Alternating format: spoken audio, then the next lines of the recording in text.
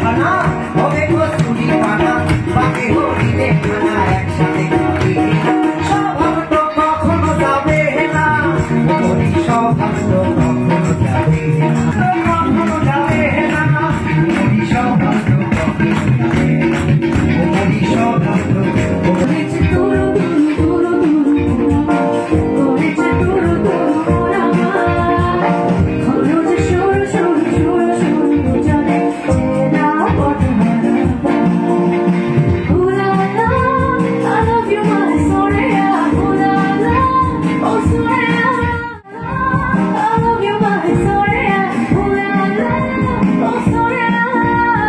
আজকাল YouTube Facebook রয়েছে, একটা গান করে ভাইরাল হয়ে গেল, মনে হচ্ছে সে বিশাল অনেক কিছু করে নিল। সেটা যদি সে মনে করে তার থেকে বড় বোকা আর কেউ নেই, এরকম ভাবার কোনো কারণই নেই। মানে আসল প্রতিভা কখনো চাপা পড়ে থাকে না।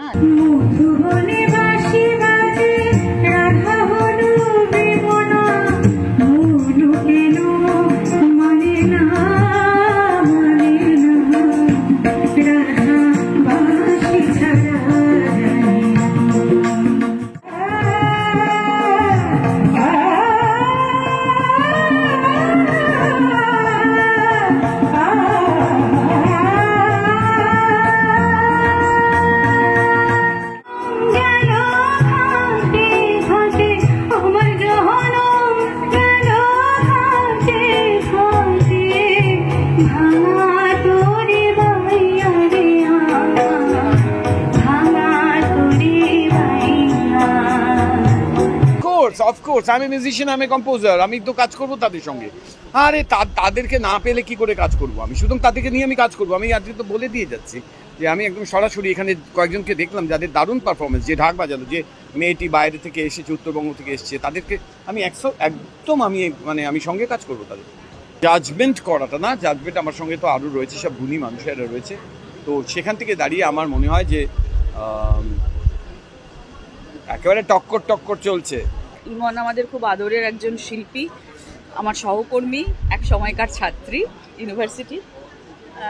তো ওর এই বড় হয়ে ওঠা এবং সবাইকে নিয়ে একসাথে এই যে কাজ করার আগ্রহ, এইটা চোখের সামনে দেখা, এটা একটা ভীষণ আনন্দের ব্যাপার, এটা একটা গর্বের অনুভূতি, এটুকু তোমাকে বলতে পারি। বেশ কয়েকজন খুবই ভালো গায়। মানে আমরা যথেষ্ট চিন্তিত যে ফাইনাল পর্বে আমরা কি করব, মানে হ্যাঁ একটা লড়াই তো হবেই, দেখা যাক কি হয়। আজকে তোমার প্রোডাকশনের নতুন প্রতিভার খোঁজে গ্র্যান্ড ফিনালে হয়ে গেল, তো কতজনকে খুঁজে পেলে? আমরা টপ 4 সিলেক্ট করলাম, মানে জাজেসরা করলেন। 550 জনের মধ্যে থেকে টপ 4, এটা একটা বিশাল বড় ব্যাপার, বিশাল বড় কর্মযোগ্য আর কি। আচ্ছা, এবার তো এটা সিজন 2 হচ্ছে। আচ্ছা, প্রথম তাহলে এই ধরনের ভাবনাটা কিভাবে এসেছিল? আমরা এটা মানে নতুনদের নিয়ে কাজ লকডাউন থেকেই আমি করছি। আমাদের প্রোডাকশনে আমরা নতুনদের নিয়ে অ্যালবাম, তাদেরকে সুযোগ দেওয়া অনেক দিন ধরেই করছি। তো ভাবলাম যে বসন্ত উৎসবের মতো আরও একটা ফ্র্যাঞ্চাইজি যদি করা যায়, যেটা নতুনদের সঙ্গে আমরা কাজ করব, তো সেই সুযোগটা পেলাম, সেই সাহসটা পেলাম, তাই আজকে তার ফল দেখতে পাচ্ছি। আচ্ছা, এখানে কি শুধু কলকাতার মধ্যেই কি যারা পার্টিসিপেট করেছে তারা নাকি কলকাতার বাইরেও বিভিন্ন জায়গা থেকে? বহু জায়গা থেকে। যে ছেলেটি প্রথম হয়েছে সে বনগাঁর ছেলে, আচ্ছা। দ্বিতীয় হয়েছে যুগ্মভাবে একজন খড়দার, একজন জলপাইগুড়ির দিকের, আচ্ছা, হ্যাঁ নর্থ বেঙ্গল, আর তৃতীয় যে হয়েছে সে এখানকার। কিন্তু বিষয়টা হচ্ছে বাংলাদেশ থেকে পার্টিসিপেন্ট এসছে, তোমার ব্যাঙ্গালোর থেকে, বম্বে থেকে, মানে বাংলার বিভিন্ন প্রান্ত থেকে, কোচবিহার থেকে, মানে সব সারা রাত জার্নি করে এসে পারফর্ম করে আবার রাতের ট্রেন ধরে ফেরত গেছে। এবং একদিন হয়নি, আমাদের আগে একটা প্রিলিমিনারি হয়েছিল, তো তাদের বারবার করেই আসতে হয়েছে। মানে এটা তাদের জন্যও খুব চ্যালেঞ্জিং ছিল এবং আমাদের জন্যও খুব চ্যালেঞ্জিং ছিল। তাহলে যারা উইনার হয়েছে তাদের জন্য পরবর্তীতে কি তাদের জন্য ইচ্ছে রয়েছে? প্রথমত দুটো চ্যানেলের সঙ্গে কথা হয়েছে, তাদের দুটো রিয়েলিটি শো, তাদের ফাইনাল অডিশনে আর কি, মানে একদম যেটা মেন অডিশন হয় টেলিভিশনে যাওয়ার আগের যেই অডিশনটা, সেটাতে তারা চান্স পাবে। এবং তাদের নিয়ে ইমন চক্রবর্তী প্রোডাকশন থেকে একটা ভিডিও অ্যালবাম হবে, তারা বসন্ত উৎসবে গান গাওয়ার সুযোগ পাবে।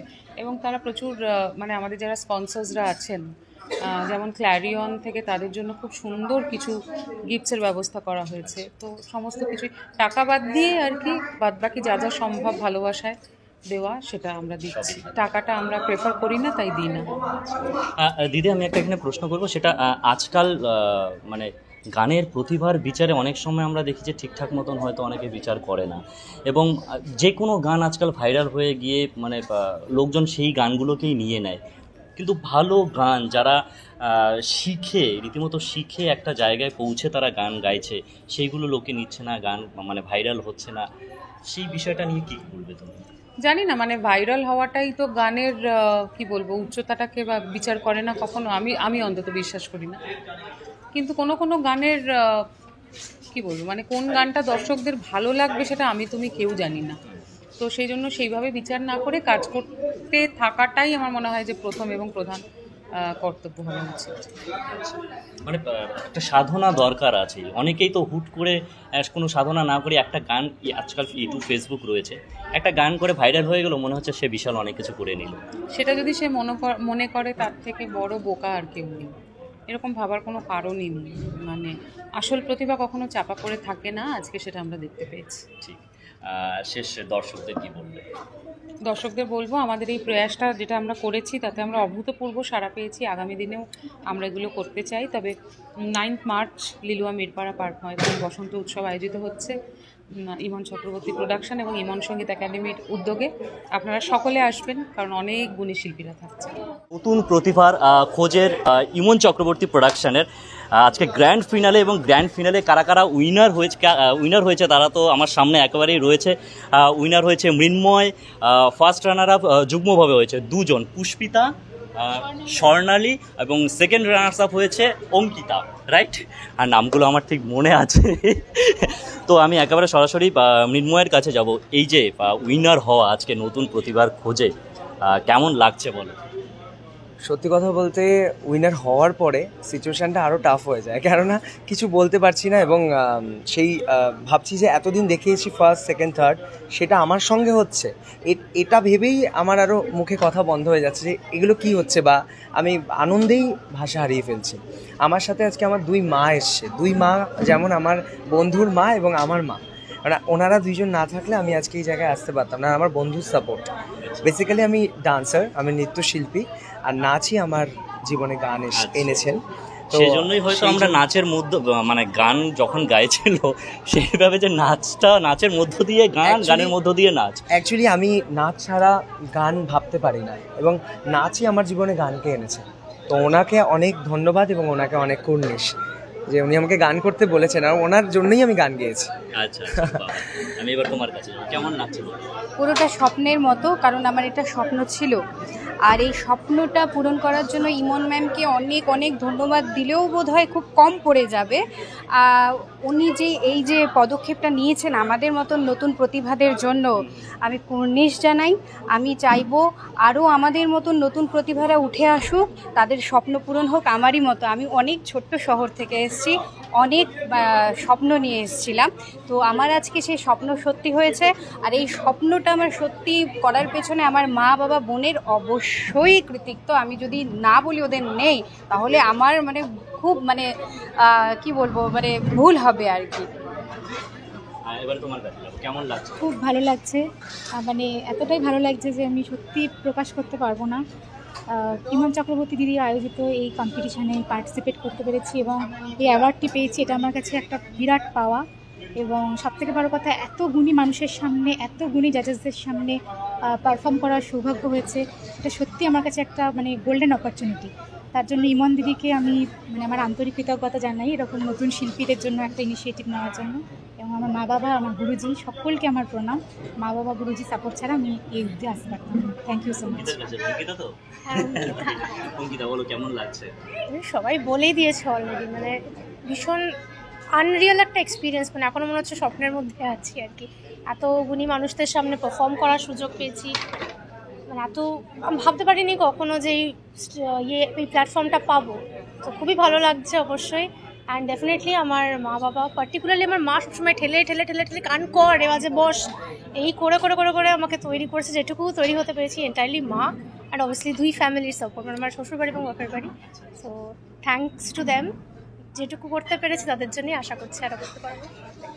একদমই তাই। এবং এই যে আজকে তোমরা প্রত্যেকে উইনার হয়েছো, তার মানে দায়িত্বটা আরও বেড়ে গেল, right?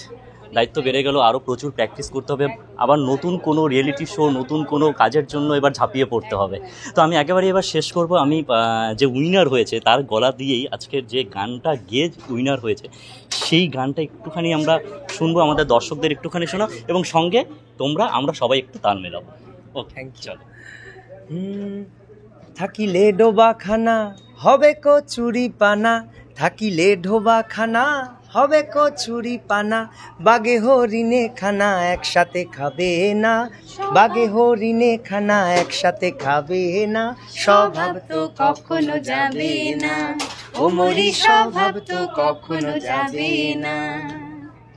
Thank you so much. তোমাদের পথ আরও আরও আরও আরও অনেক অনেক ভালো হোক, এটাই আমরা আশা করব। আর এরকম আড্ডা মজা তো আমাদের হতেই থাকবে। বাংলা বিনোদনের নিত্য নতুন ভিডিও পাওয়ার জন্য, আপনাদের পছন্দের সেলিব্রিটিদের এক্সক্লুসিভ ইন্টারভিউ পাওয়ার জন্য আমাদের নবরস টকিজ চ্যানেল কিন্তু অবশ্যই ফলো করতে হবে এবং সাবস্ক্রাইব করতে হবে।